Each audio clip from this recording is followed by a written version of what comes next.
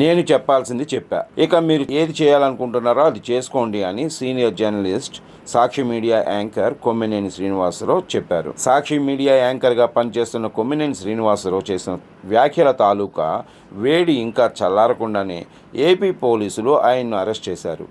వాస్తవానికి జర్నలిస్టులను అరెస్ట్ చేయటం కొత్త కాదు. గతంలో వైసీపీ హయాంలో గుంటూరు జిల్లాకు చెందిన అంకబాబు అనే జర్నలిస్టును కూడా అరెస్ట్ చేశారు. ఆయన వయసు కూడా 70+ అయినా కూడా రాత్రి వేళ పోలీసులు ఆయన్ను అరెస్ట్ చేశారు.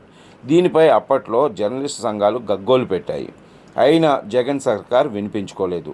కేవలం సోషల్ మీడియాలో ఆయన చేసిన పోస్టులు, అది కూడా రాష్ట్రంలో పాలనపై ఆయన చేసిన వ్యాఖ్యలపై కత్తికట్టిన ప్రభుత్వం రాత్రికి రాత్రి ఆయన్ని అరెస్ట్ చేసింది. ఆయన తనకు ఆరోగ్యం బాగాలేదని చెప్పినా వినిపించుకోలేదు. పైగా వేధింపులకు కూడా గురి చేశారన్న విమర్శలు ఉన్నాయి.